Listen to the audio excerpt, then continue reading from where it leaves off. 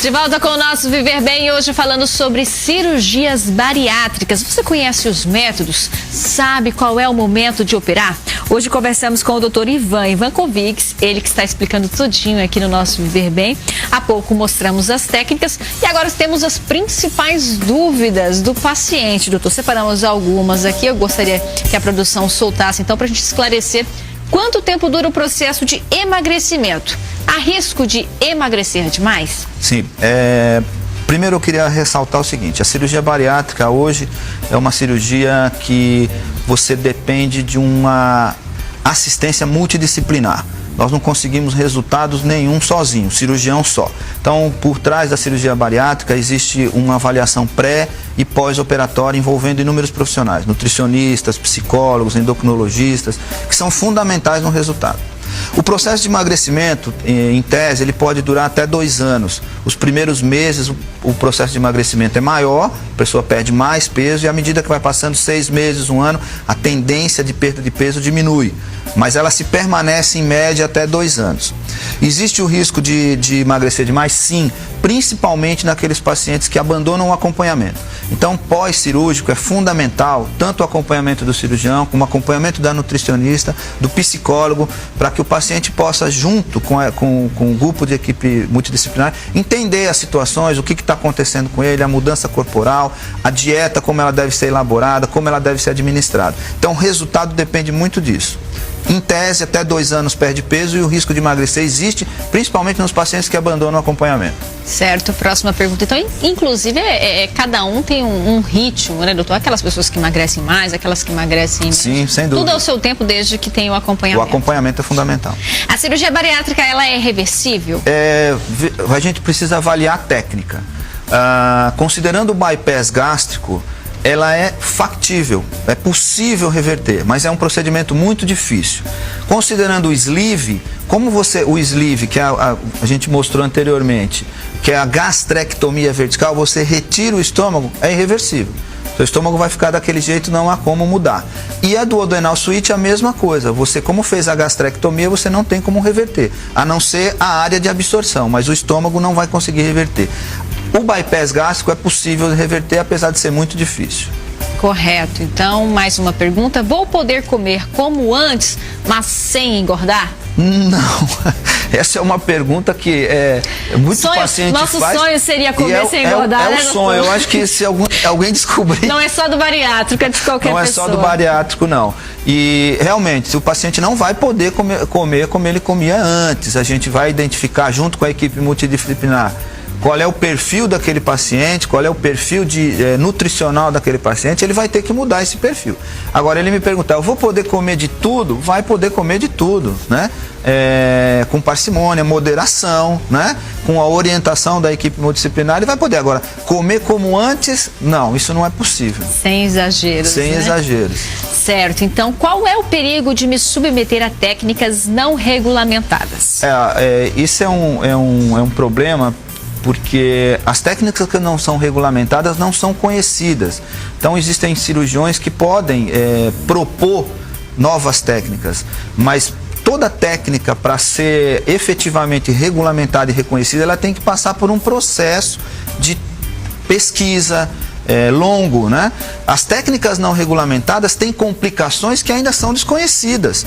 Então, como é que você vai tratar uma complicação que você não sabe de onde ela veio? E aí entra também a importância de você procurar um profissional realmente. Sim, sem dúvida nenhuma, sem dúvida nenhuma. Isso é importantíssimo. E é muito fácil hoje o paciente reconhecer os profissionais. Você tem acesso à internet, Sociedade Brasileira de Cirurgia Bariátrica e Metabólica, Conselho Federal de Medicina, tem a relação dos médicos que têm a sua área de atuação, que estão qualificados a realizar o procedimento. Então, fica a dica aqui do nosso Viver Bem, procure saber sobre o seu médico. Alguma técnica permite comer mais do que outra? Sim, considerando as técnicas que nós colocamos anteriormente, o bypass gástrico é uma técnica com um princípio mais restritivo. O sleeve e o duodenal suíte, a gastrectomia vertical e o duodenal suíte que nós mostramos anteriormente, eles, em virtude do tamanho do estômago, eles possibilitam uma ingesta volumétrica maior, né? Não tão menor maior do que a do bypass. Então é possível, dependendo da técnica, você conseguir ingerir uma quantidade maior de alimentos. E é aquela coisa, né? Cada caso é um caso. Cada caso é um caso. Depois da operação, terei que fazer exercícios físicos? Isso é bom na vida de todo mundo, né, doutor? A atividade física, ela é boa, independente de qualquer coisa, independente da cirurgia bariátrica.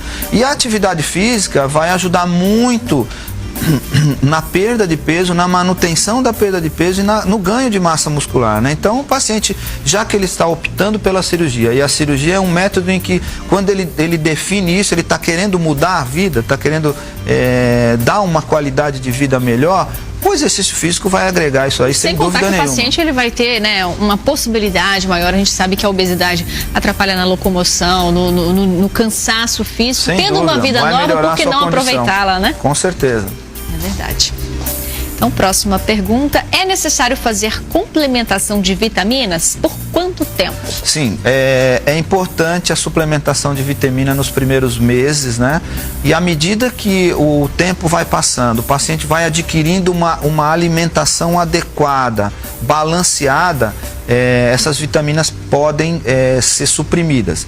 O que é o fundamental? O acompanhamento. Por isso temos uma equipe multidisciplinar. Né? Exatamente. O médico nutricionista vai avaliar o paciente periodicamente, vai solicitar essas vitaminas, as proteínas, ver qual é o nível de cada uma delas, e aí, havendo a necessidade, faz uma suplementação. Normalmente a gente faz uma suplementação de vitaminas até 1 ano de pós-operatório. Com esse acompanhamento, havendo a necessidade, você faz um período maior ou pode suspender mais cedo. Próxima pergunta, então. Nós selecionamos as principais dúvidas, viu, doutor? O efeito da pílula anticoncepcional após a cirurgia pode ser reduzido? Depende da técnica. O bypass gástrico não influencia praticamente nada. O duodenal switch e o sleeve também não influenciam em nada. Mas o duodenal switch, por ser um método com princípio desabsortivo, uma área intestinal maior é excluída, esse sim pode interferir na absorção dos anticoncepcionais. Então, é como se a paciente ela ingerisse a pílula o efeito e fica ela não menor, fosse fica absorvida pelo organismo. Totalmente. Pode ter um efeito diminuído, sem dúvida nenhuma. E nesse caso, o que ela pode fazer? Procurar outro método contraceptivo. O ginecologista é a pessoa mais indicada para... Existem outros métodos, DIU,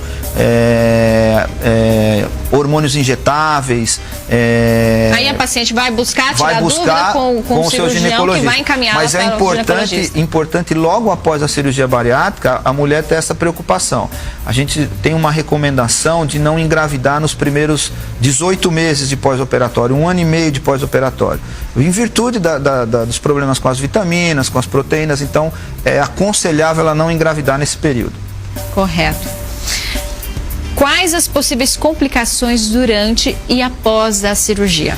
Então, nós temos complicações inerentes a um procedimento cirúrgico de grande porte. Então, a gente tem as complicações imediatas e as complicações tardias.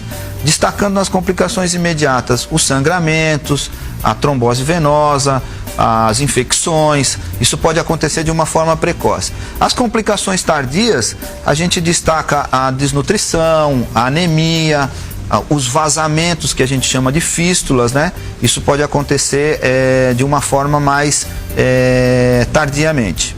E por isso, sempre, voltando no que nós falamos do início, né? A importância do acompanhamento. Acompanhamento, sem dúvida. Por quanto tempo, doutor, o paciente bariátrico que se operou de uma cirurgia bariátrica, ele vai fazer esse acompanhamento com o cirurgião e com toda essa equipe? Para te falar sinceramente, é um casamento. Esse acompanhamento então o senhor leva pessoas para a vida toda na sua vida? Ah, sim. Tanto eu como o nutricionista, o psicólogo também, é um acompanhamento longo. Teoricamente, a gente no primeiro ano gosta de ver o paciente a cada 3 meses. O segundo ano de 6 em 6 meses e a partir do terceiro ano, 1 vez por ano, anualmente. E isso o paciente estando bem. Qualquer eventualidade, o paciente pode nos procurar, tanto a nós como a equipe multidisciplinar, para resolver. Mas a princípio é isso aí. Certo, então só mais uma pergunta para a gente encerrar o nosso quadro agora. Alguns pacientes operados relatam queda de cabelo intensa e unhas quebradiças, entre outros sintomas. Por que eles ocorrem? É a falta de vitaminas, como a gente explicou. Exatamente, isso pode acontecer nos primeiros 6 meses. Não é em todos os pacientes que acontecem isso, mas pode acontecer. E a queda de cabelo, ela está relacionada a doenças consumptivas. Algumas doenças também, que não a cirurgia bariátrica, podem evoluir.